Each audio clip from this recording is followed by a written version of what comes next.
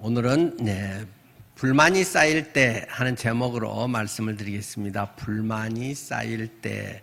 오늘 성경 본문의 말씀은 민수기 12장 1절에서 8절 말씀입니다. 민수기 12장 1절.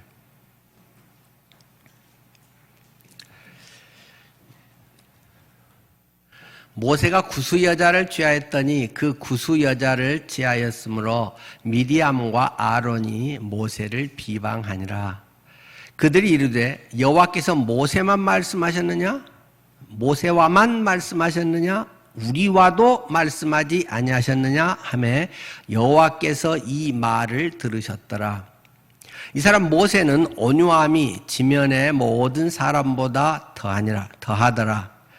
여호와께서 갑자기 모세와 아론과 미리암에게 이르시되 너희 세 사람은 회막으로 나오라 하시니 그 세 사람이 나아가매 여호와께서 구름 기둥 가운데로부터 강림하사 장막문에 서시고 아론과 미리암을 부르시는지라. 그 두 사람이 나아가매 이르시되 내 말을 들으라. 너희 중에 선지자가 있으면 나 여호와가 환상으로 나를 그에게 알리기도 하고 꿈으로 그와 말하기도 하거니와 내 종 모세와는 그렇지 아니하니 그는 내 온 집에 충성함이라. 그와는 내가 대면하여 명백히 말하고 은밀한 말로 하지 아니하며 그는 또 여호와의 형상을 보거늘 너희가 어찌하여 내 종 모세 비방하기를 두려워하지 아니하느냐. 오늘 본문의 말씀으로 지난 시간에 이어서 계속 저희가 말씀을 드리겠습니다. 요즘 스트레스가 참 많은 때잖아요. 날씨도 무덥기도 하고 할 수 있는 것도 별로 없고 바캉스 계절에 바캉스도 못 가고 그래도 요새 해안가 많이 가신다고는 하네요. 많은 우리가 할 수 있는 것이 많이 제한되는 그러한 시점에서 우리의 속에 스트레스, 불평, 불만이 많아질 수 있는 요소가 점점 증가하고 있습니다. 자, 우리는 지난 시간부터 이 민수기 11장부터 그 이스라엘 백성들의 불평, 원망, 불만에 대한 내용들을 본문에서 보았습니다.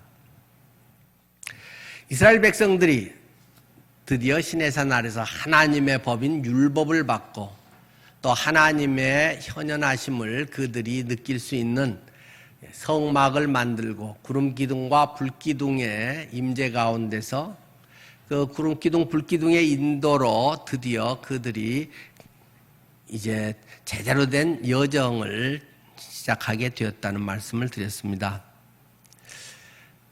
이 11장과 12장에는 이스라엘 백성들의 이 불만 세 가지에 대한 내용들이 기록되어 있죠. 이것은 어떠면 우리의 삶에 늘 불평, 불만거리는 산재해 있다. 누구에게나 하나님의 백성에게 또 하나님의 임재 가운데 구름기둥 불기둥의 인도함 가운데 날마다 또 그러한 효과를 맛보고 있는 날마다 구름기둥이 그들의 땡볕을 막아주고 추위를 불기둥이 난방장치가 돼서 그들을 보호하고 그런 가운데 있지만 우리들의 삶에서 불편하고 불평, 불만거리는 항상 산재되어 있다라는 것을 배우게 됩니다. 이방인뿐만 아니라 크리스찬도 동일하다 하는 내용을 우리가 배우게 되는 거죠. 자, 11장 앞에서 보면 그들이 성막을 걷어서 출발해서 3일 길을 걸어서 다베라라는 곳에 왔다라고 했습니다. 사실 다베라라고 하는 지명이 있는 대로 먼저 간 건 아니죠.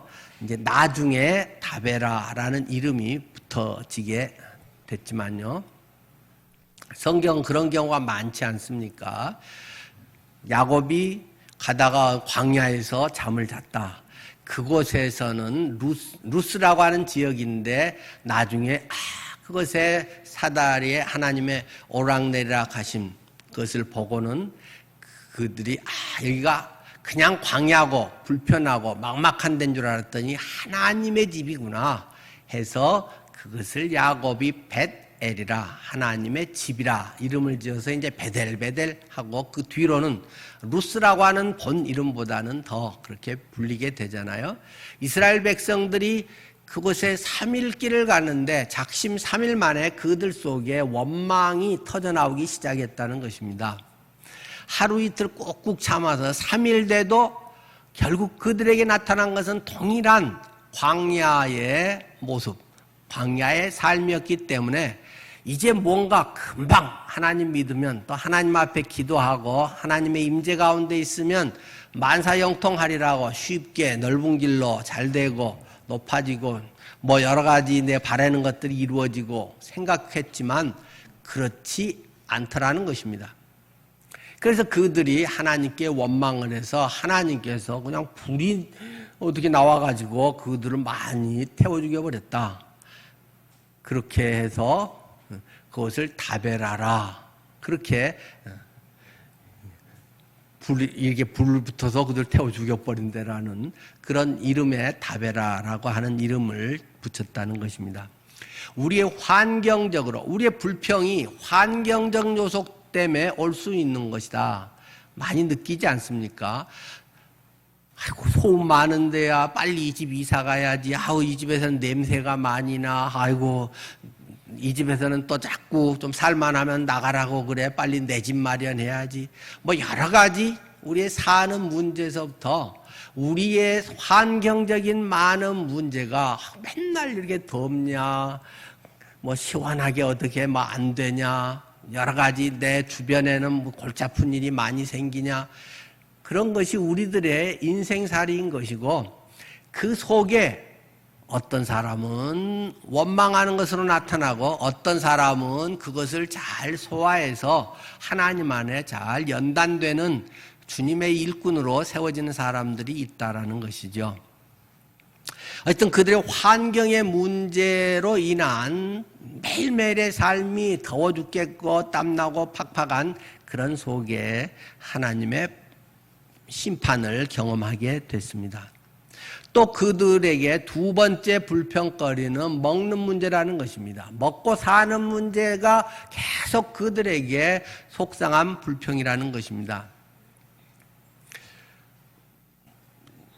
꼭 우리가 먹는 것이 없어서만이 아니라 우리 사람의 욕구 충족은 그것이 어느 정도 선에서 늘 해결되는 것이 아니고 더 좋은 거, 더 맛있는 거, 더 고급스러운 거, 더 분위기 있는 거, 뭐 이런 거 먹는 문제에서만도 계속 우리는 그 업그레이드 되는 걸 원하잖아요.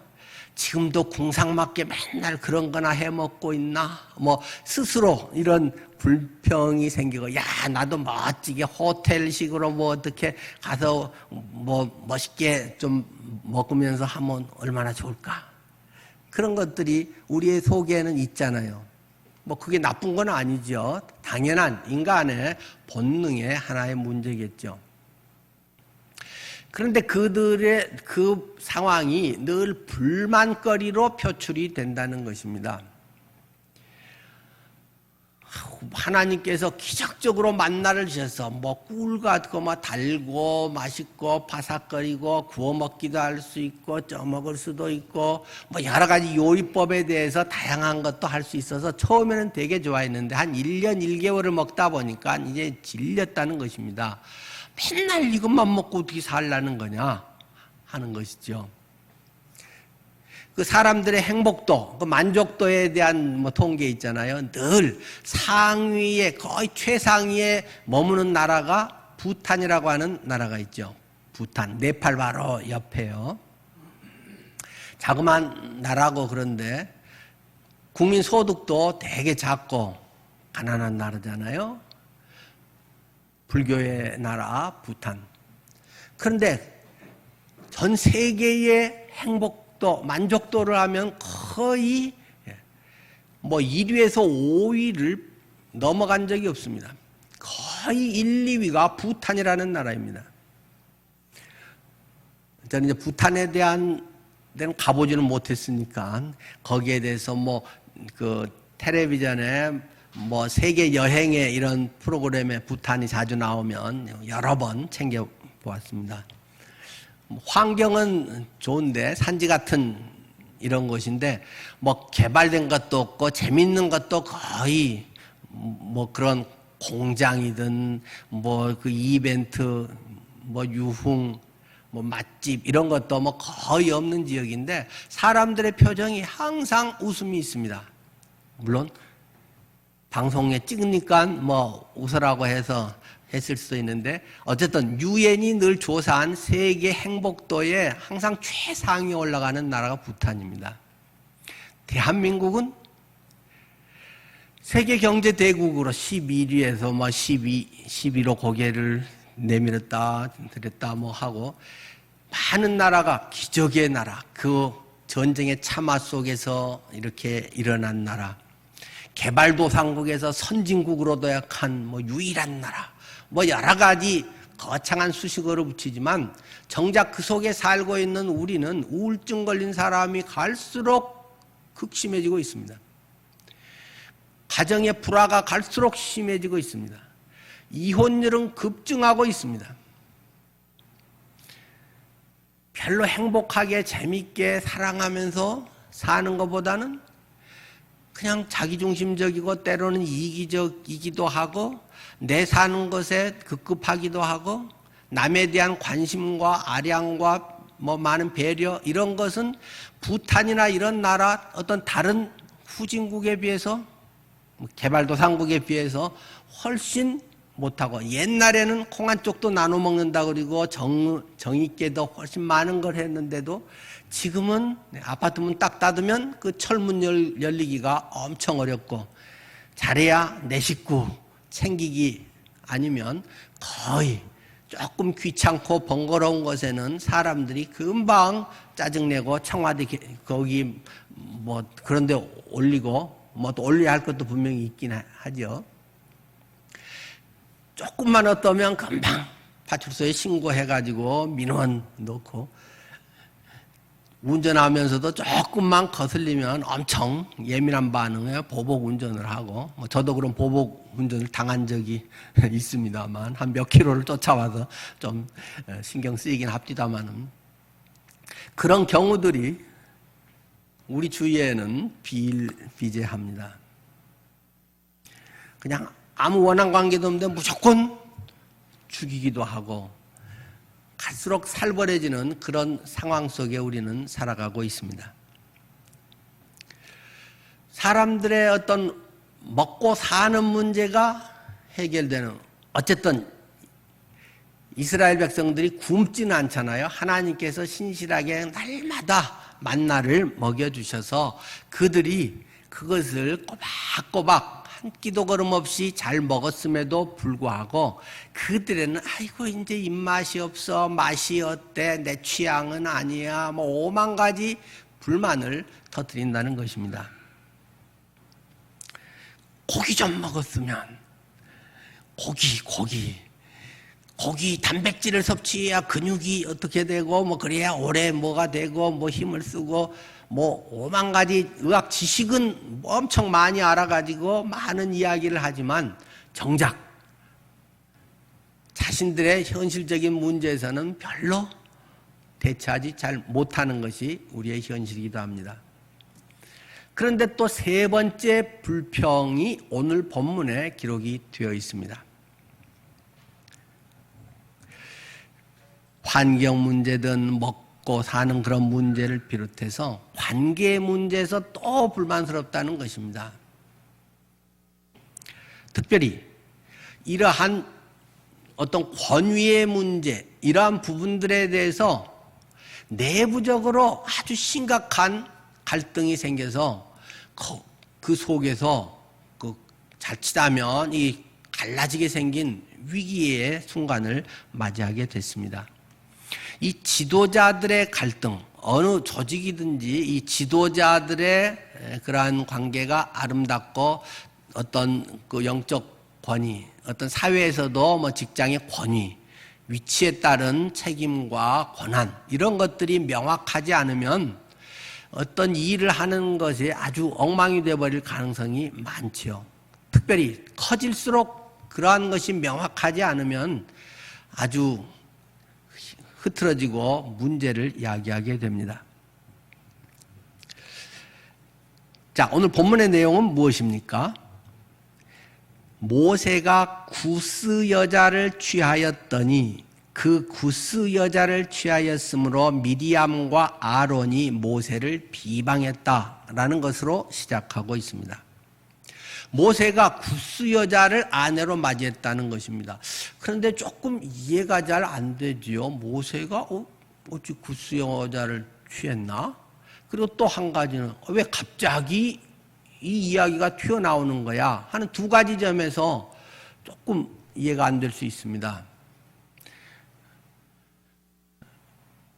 여러분이 아시듯이 구스라고 하면 이제 보통 그냥 속 편하게 이야기하면 에티오피아의 옛날 이름이다라고 하는데 정확하게는 꼭 그런 건 아니고 지금 에티오피아의 국경을 말하는 건 아니고요.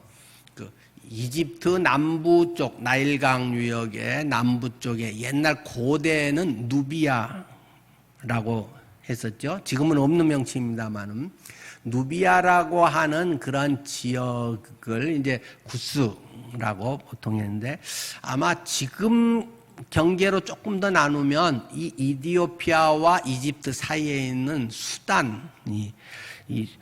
수단이 아마 제일 가까울 거예요. 이 구스라고 하는 지역.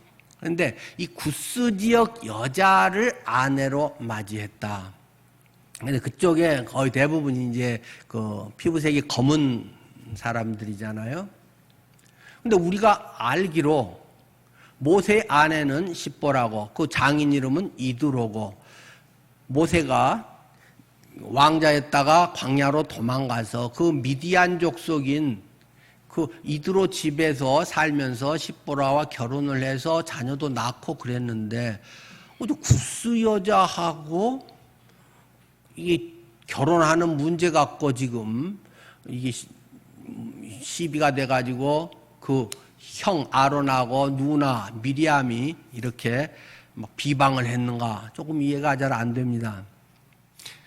근데 성경은 거기에 대해서 구체적으로 뭐라고 이야기하고 있지 않습니다. 그래서 성경학자들은 대체로 그렇게 이야기를 합니다. 이 구스 여자가 그 십보라 본래 아내였다 이렇게 말하는 분도 있지만 그렇다면 그건 한참 전의 이야기인데 왜 갑자기 여기에서 지금 그 문제를 들고 나와서 하는가 조금 이해가 덜 된다. 그래서 아마 이 십보라 자기 본래 아내가 갑자기 병으로 그랬는지 무슨 사고로 그랬는지 세상을 떠났나 보다. 세상을 떠나서 재혼을 이 구스 여자하고 아마 이 가까운 때 이 무렵에 했던 것으로 많은 성경학자들은 이해를 합니다. 그러나 성경에는 그런 얘기가 구체적으로 없기 때문에 단지 우리는 짐작해 볼 수 있을 뿐입니다. 그러나 어쨌든 현재 모세의 아내는 구스 출신의 이 여인이라고 하는 것은 분명합니다. 그 문제를 가지고 미리암과 아론이 모세를 막 비방을 하고 있는 거죠. 우리가 어떤 문제를 문제로 삼을 때는 어떤 직장에서나 사회에서도 그렇고 교회 안에서도 예외는 아니지요. 표면적으로 뭔가 어떤 문제를 제시를 합니다. 왜 그걸 그렇게 합니까? 왜 여기를 뭘 깝니까? 왜 전기를 이렇게 했습니까? 왜 자꾸 전기 소비 많이 되게 저런 걸 틀어놓습니까? 예를 들어서 얼마든지 그런 외적인 문제로 이야기를 하죠.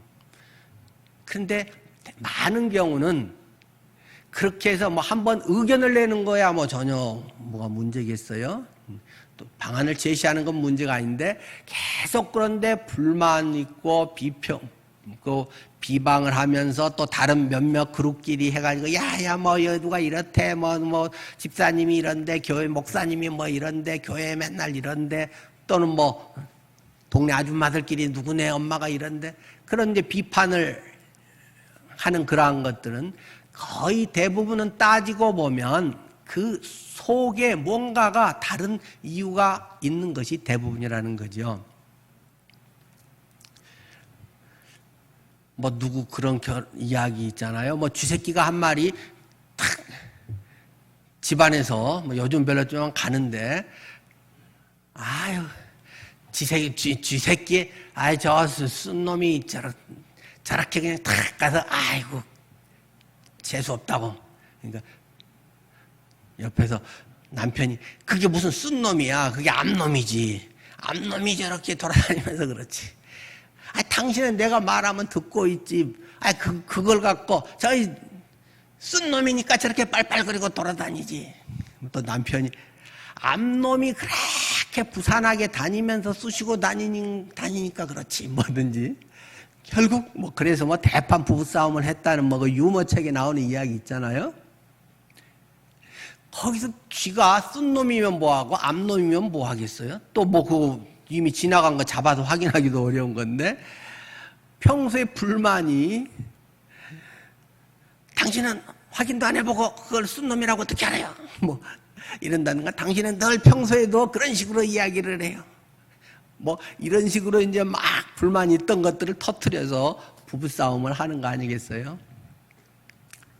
그것은 이 공동체, 하나님의 공동체에서도 비슷한 이야기가 됐더라 이겁니다. 그래서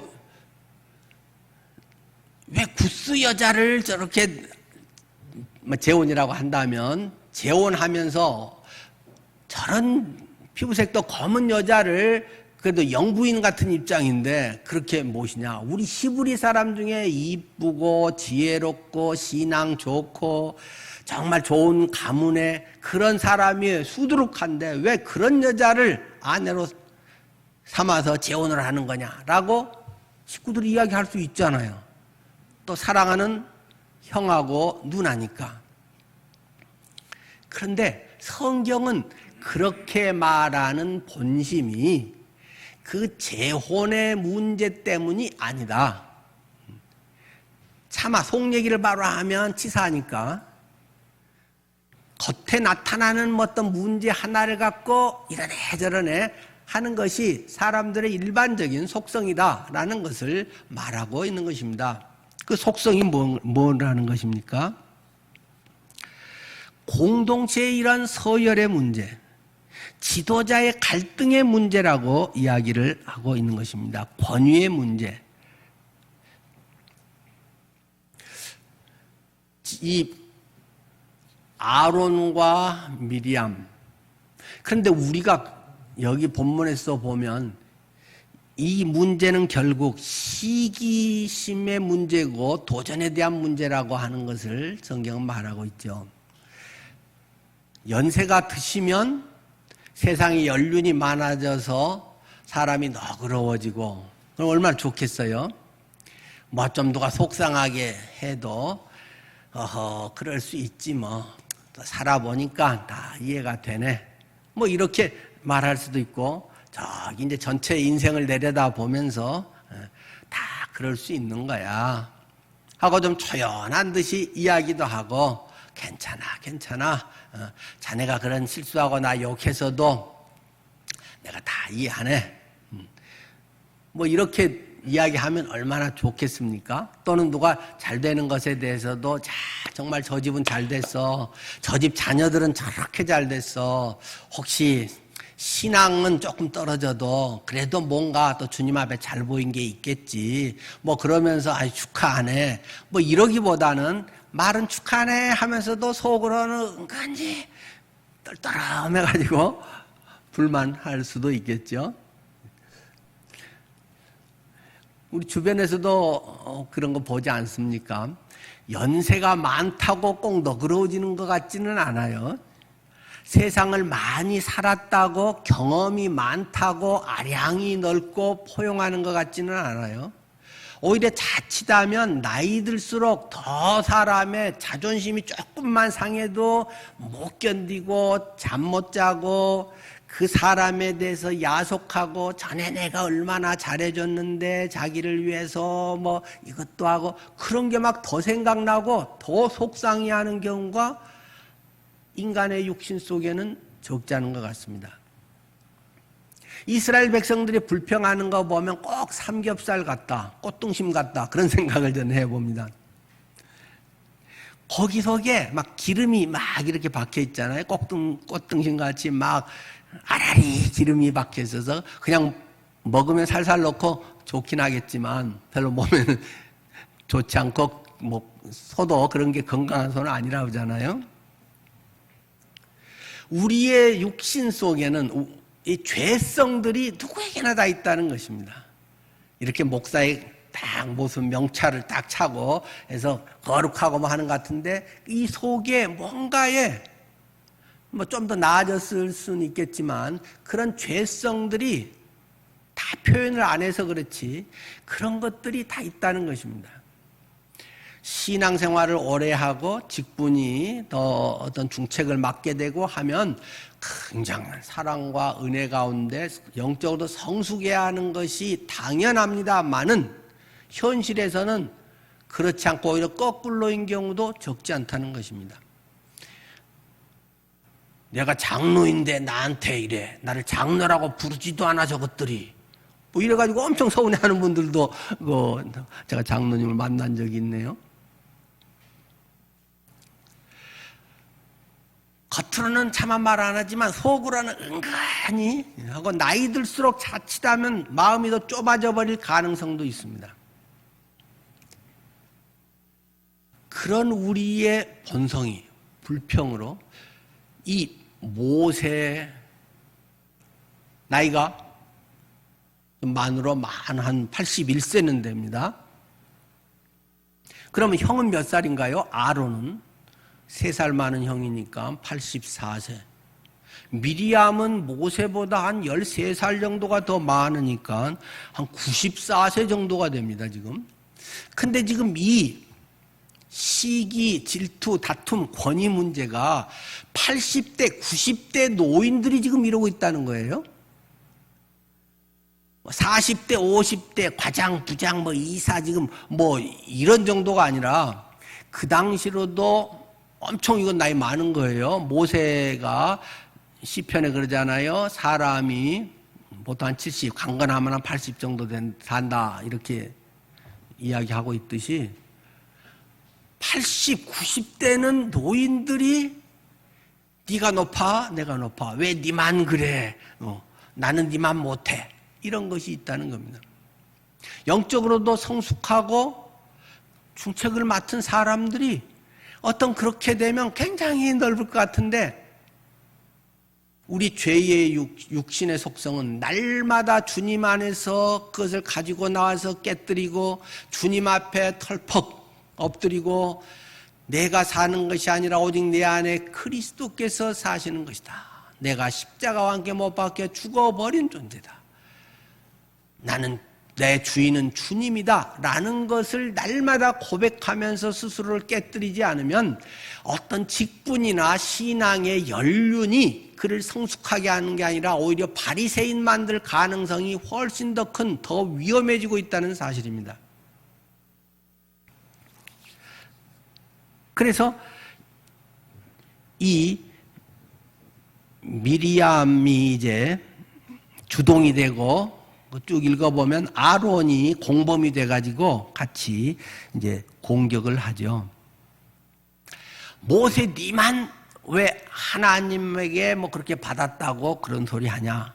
야 모세 니는 교만하다. 니는 독재를 하는 거야. 니 독재자야. 교만해. 니 멋대로 하는 거야. 우리도 니만 못할 게 뭐가 있어? 라는 것이 2절에 있죠. 그들이 이르되 여호와께서 모세와만 말씀하셨느냐? 우리와도 말씀하지 아니하셨느냐? 말씀드렸듯이 이 아론은 대제사장이라는 말입니다. 그냥 좀 형이라서 하는 게 아니고 그들의 이 모든 제사, 하나님과 관계된 이것을 실무 맡고 총책임한 대제사장이 나도 그 정도는 되는 사람이야. 미리암은 성경의 예언자라고 이야기가 되어 있습니다. 근데 이름도 잘 지어졌잖아요. 그냥 그 자체만 봐도 예언자인 줄 알겠잖아요. 미리암. 미리 아는 사람이니까. 근데 실제로 선지자였거든요. 그리고 모세의 경우에 비하면 이 미리암은 생명의 은인이란 말입니다. 태어났을 때 다들 죽는 판에 아마 엄마하고 막 이야기도 하고 뭐 하나님 물론 지혜 계시 영을 주셨겠지만 갈 때에 또 거기다 역청으로 물 안색에 방수 처리를 해서 나일강으로 떠나 보낼 때 엄마 내가 지켜보고 있을게 하고는 미리암이 요단강가에 나가서 차츰 지켜보고 따라가다가 애굽의 공주가 그 상자를 지었을 때 얼른 용감하게 가갖고 제가 유모 소개시켜 드릴까요? 뭐 이렇게 해가지고 자기 엄마를 거기에 연결시키고, 그래서 모세가 살아가고 정체성을 갖는데 아주 지대한 영향을 했던 사람이 바로 이 누나 미리암이란 말입니다.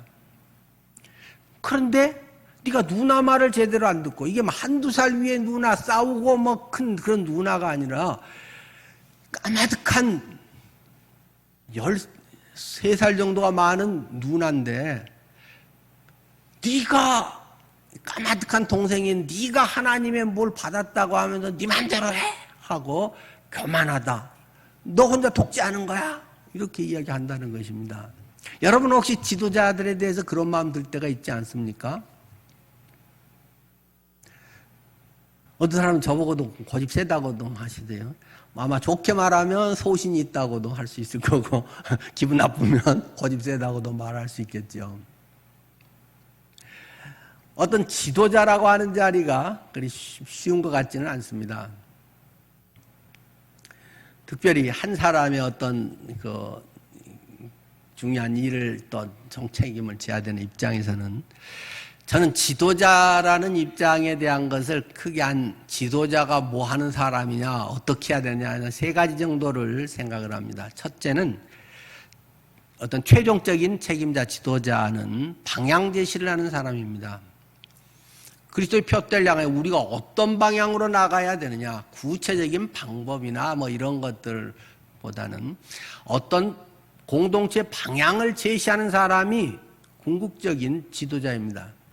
그리고 그 방향을 향해서 지속적으로 나아갈 수 있도록 결단하고 결정해야 되는 사람입니다. 목표를 갖는 것은 그래도 쉬운 일이죠. 주님을 영화롭게 복음을 증거하는 교회. 하지만 구체적으로 어떤 방법을 추구하는 것은 의견들이 천차만별입니다. 또 곳곳에 많은 사람들의 전문가들도 수두룩합니다. 공동체 안에는. 그런데 그때마다 모든 전문가들의 뭐 최고의 의견을 다 수렴해서 할 수만도 없을 것이고, 미래에 대한 어떤 일들을 전문가라도 잘 알 수가 없습니다. 앞으로 우리가 어떻게 예배를 하고 한국 교회가 어디로 가야 할지, 어떻게 가게 되는지 방법에 있어서는 지금 많은 교회들이 굉장히 고심을 하고 기도하고 뭐 세미나도 하지만 확실한 대안이 별로 없습니다. 앞으로 이렇게 하다가 예배에서 이제 뭐 이렇게 좀 더 뭐 어떻게 해야지 한데 갑자기 4단계, 다음 주일부터는 아무도 대면 예배 못합니다. 교회의 중계팀만 전에처럼 그렇게 나와서 하고 전부 온라인으로만 해야 됩니다. 갑자기 이렇게 될 줄 지난달에 누가 알았겠어요? 특히 현대는 순간순간의 변화가 얼마나 다양한지, 특히 뭐 늘 텔레비에 자주 요새 나오는 뭐 메타버스 시대, 메타 유니버스, 가상 세계, 초월 세계, 어떤 그런 것에서는 뭐 아바타, 그 무슨 광고 거기에는 보니까 막 여자애가 막 춤 잘 추는데 날씬하게, 그게 사람이 아니고 실제로 가상의 그 뭐 만든 그거더만요. 실제로 만들어서 한 그 인물인데, 뭐 제가 인터넷 거기 뭐 있습니다만은 이름은 잊어먹었어요. 네.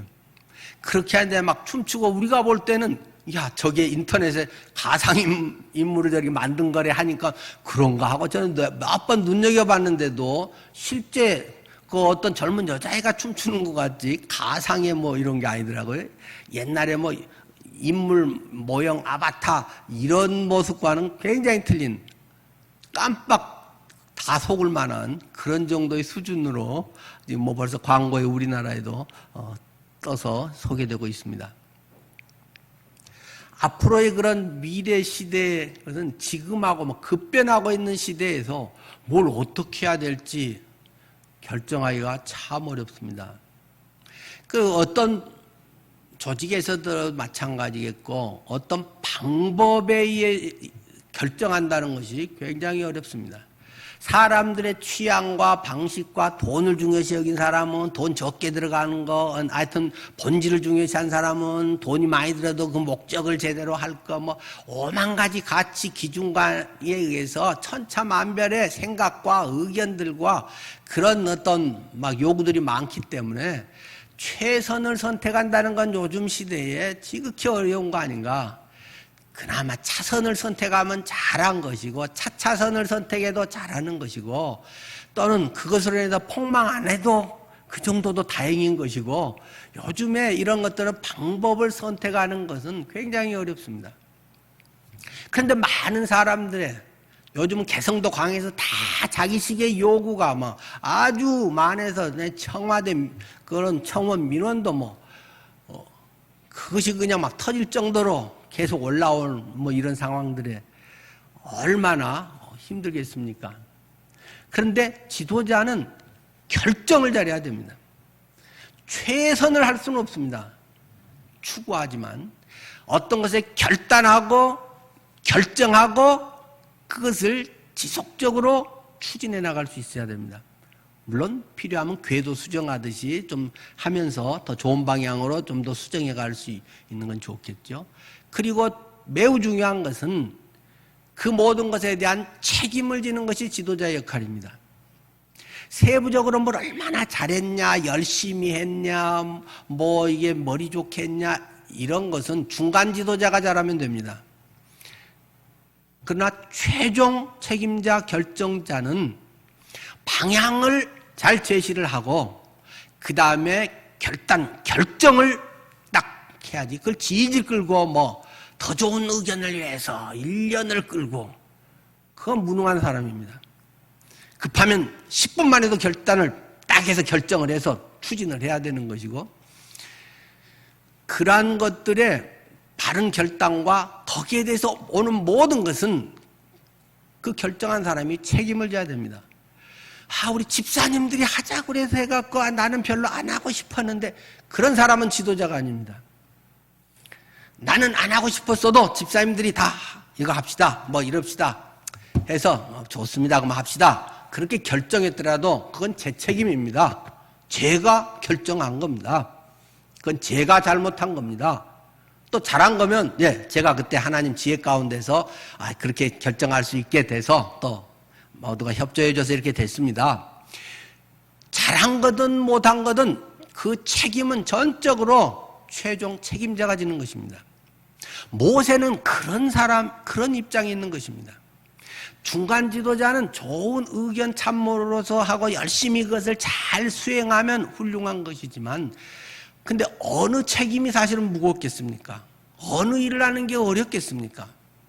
모세의 일이 훨씬 잠 못 이루는 짐이 큰 것입니다. 그런데 이 미리암과 아론은 하면서 니만 최종 결정권을 가져? 이런 것들에서 니나 나나 뭐 별 차이 있어? 나도 선지자야. 나도 대제사장이라니까 하면서 비방했다라는 것이 오늘 본문의 내용입니다. 자, 그런데 이들에 대해서 하나님께서 모세에 대한 평가 두 가지가 있습니다. 가장 가깝다고 하고 제일 잘한다고 하는 형하고 누나는 이 사람은 교만해. 지가 한다고 지 맘대로 해먹는 거야. 이 사람은 독재야 라고 말하지만 하나님은 뭐라고 모세를 평가하시나요? 3절. 이 사람 모세는 온유함이 지면의 모든 사람보다 더하더라. 모세는 온유한 사람이다라고 하나님의 관점에서는 말씀하신다는 것입니다. 니들은 교만하고 독재자라고 온유한 사람이다. 근데 모세는 사실 온유한 사람이나요? 우리가 볼 때는 아니죠.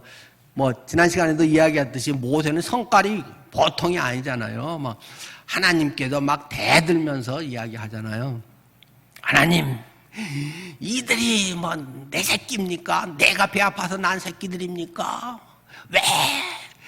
이들 맡겨줘가지고 나보고 그냥 죽어라 하고 나는 열심히 하고 순수하게 하고 이렇게 했는데도 나만 잡아먹으려고 하고 나한테 돌팔매질이나 하고 나만 욕먹습니까? 하고 하나님 은혜를 베풀어 주세요. 하나님 은혜를 베풀어 주세요. 그 은혜가 뭐라고요? 하나님 즉시 나를 죽여주사. 하나님 나 좀 즉사하고 싶어요. 나 이거 꼴 보기 싫어요. 나 앞뒤 생각하기도 싫고 나 그냥 내일도 필요 없고 난 지금 나 좀 죽여주세요. 그게 내게는 은혜입니다 라고 성경 본문에 있는 것을 지난 시간 나눈 적이 있죠. 그런데 그런 사람이 온유해요?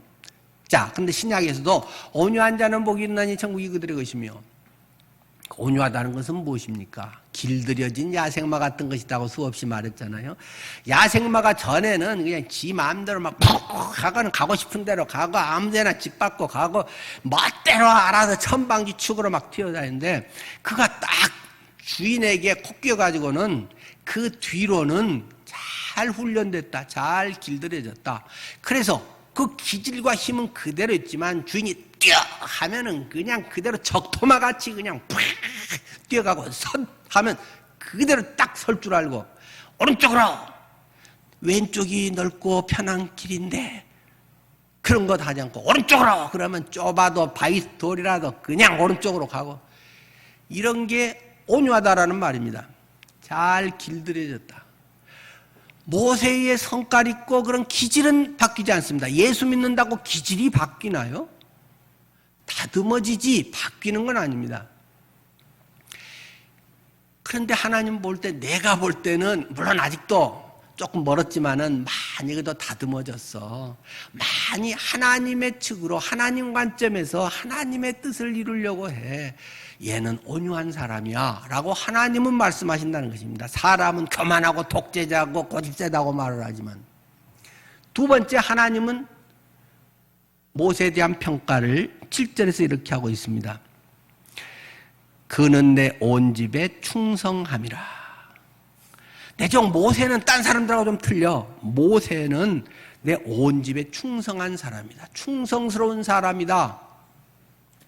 니들의 평가하고 틀리지. 주님은 말씀하십니다. 모세는 충성스러운 사람이다. 충성스럽다는 것은 신약에서는 우리가 자주 이야기했잖아요. 믿음 있다, 피스티스, 피스티오, 어떤 믿는다라는 말은 충성스럽다라는 말이다. 신실하게 꾸준하게 반짝 쓰면 와 하나님 어쩌고 저쩌고 막 난리처럼 이 세상을 다 뒤집을 것처럼. 근데 좀 지나고 나면 온유치. 그런 것이 아니라 진득하게 꾸준히 무던하게 바보 취급받으면서 무던하게 그 소명에 때로는 약간 갈짓짝거림도 있고 서운함도 있고 거만하고 싶은 마음도 스치기도 하고, 그렇지만 충성스럽게 하나님의 소명의 길을 계속 간다는 것입니다. 모세는 이 길을, 내가 부른 그 길을, 가나안을 향해서 어떻게든 잘 데리고 가려고 충성스러운 사람이야. 하나님은 그렇게 평가하신다는 것이죠. 그러면서 니들은 하고는 좀 틀려. 하나님이 이렇게 자존심 상하게 이야기합니다. 뭐가 틀려요? 8절에 그와는 내가 대면하여 명백히 말하고 은밀한 말로 하지 아니하며 그는 또 여호와의 형상을 보고 너희는 여호와의 형상을 보지는 못한다는 것을 말하고 있습니다. 예, 여기서 우리 지금 대면 예배와 비대면 예배가 나오기도 하겠네요. 자, 뭐 예배는 조금 같지는 않습니다만은 모세는 내가 대면하여 명백히 말한다. 모세는 1대1로 내가 보면서 말한다. 그러나 그 외 나머지 미디암 예언자라고 했잖아요. 그런 사람들에게는 은밀한 말로 한다. 비대면으로 한다. 은밀한 것이 무엇입니까? 6절에 나와 있죠. 또 이르시되 내 말을 들으라. 너희 중에 선지자가 있으면 나 여호와가 환상으로 나를 그에게 알리기도 하고 꿈으로 그와 말하기도 하거니와. 비대면이라고 하는 것은 환상이나 꿈으로 선지자나 나머지 모든 지도자들에게는 내가 환상을 보여주고 꿈을 보여주기는 하지만 직접 대면해서 하지는 않았다. 그것은 완전히 너희들하고 다른 거야 라고 하나님께서는 구분을 해주고 계십니다. 지금 이 서열의 문제, 이것은 권력 서열의 문제가 아니라는 것입니다. 권위와 질서의 문제라는 것이죠. 이건 직분이고 때로는 은사의 문제이기도 한 것이죠. 하나님은 일을 사람을 통해서 하시기 때문에 사람의 어떤 사람들을 부르시고 그들에게 어떤 권위를 부여하시고 그 일들을 해나갈 수 있도록 하십니다. 그것을 은사다라고도 합니다. 직분의 은사. 에베소 4장에 있죠. 어떤 사람은 사도로 선지자로 복음 전하는 자로 목사와 교사로 부르셨으니 직분의 은사는 하나님의 부르시는 바가 다르다는 것입니다. 신분은 똑같습니다. 신분은 모세든 누구든 그러나 사역과 능력과 하나님의 맡기시고 요구하는 것이 틀리다는 거죠. 우리 가정에서도 부모와 자녀는 인권이 똑같지 않습니까? 어리다고 인권이 무시되는 건 안 되죠. 인권은 똑같지만 역할은 다 굉장히 틀리다는 것입니다. 부모는 부모의 역할을 하고 자녀는 자녀의 역할을 하는 것이죠. 물론 자라가면서 이제 점점 그런 것도 조정이 되겠지만요. 부모가 돈 벌어 와서 자녀들 먹여 살리는 거 그거 부모의 역할이죠. 집에 있고 텔레비 보면서 자녀들 보고 깡통 하나 주고 야 니들 돈 구해와 앵벌이 시키는 건 그건 부모의 역할이 아니죠. 역할은 해야 하는 것들이 그때그때 차이가 있는 것이고 똑같은 인권이고 똑같은 가족의 사랑의 공동체지만 역할은 분명하게 때론 구별이 된다는 것입니다.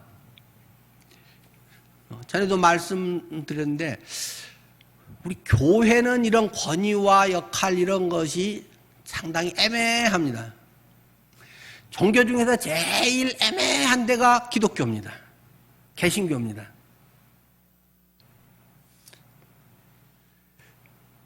우리는 만인 제사장 중에 모두가 다 제사장이다. 니나 나나 제사장이고 모두가 하나님 앞에 가고 하나님 자녀고 이런 점만 우리는 굉장히 부각이 되어 있습니다.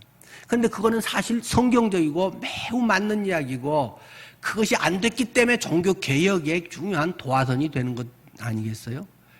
그런데 좀 왜곡된 거지만 불교는 스님과 신도는 신분 차이가 완전히 틀린 겁니다.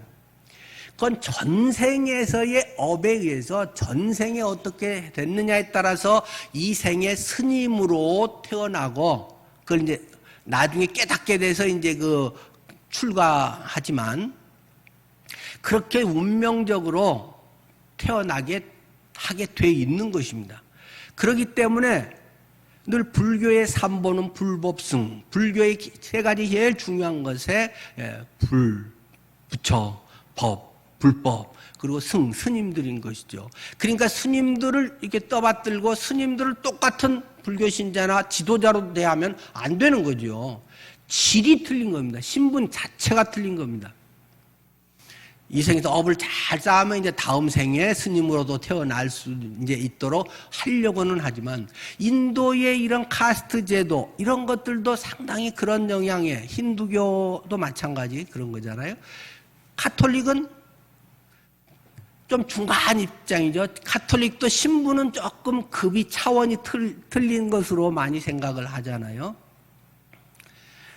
그러니까 결혼 안 하고 그렇게 살면서, 물론 옛날에는 뭐 교황도 결혼하고 그런 것도 있었어요. 옛날에는 뭐 독신제가 생긴 건 이제 또 나중에 일이지만, 그러니까 신부를 대하는 것이, 가톨릭 신도들이 신부를 대하는 것은 굉장히 깍듯하고 급이 다르고 대우가 굉장히 틀립니다.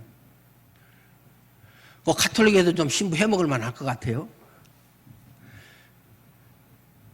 불교에도 스님 하면 제일 대우받겠고요.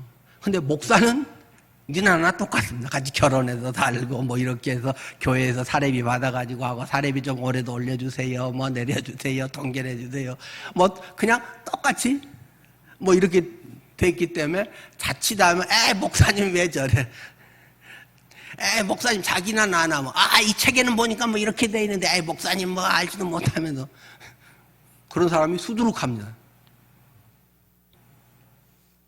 그러나 그런 건 잘못된 겁니다. 신부는 똑같습니다. 하나님 앞에서 모두가 제사장이고 모두가 형제고 자매고, 제가 제 아내에 대해서 부르는 이름이 공식적으로는 한영란 자매라고 부르잖아요.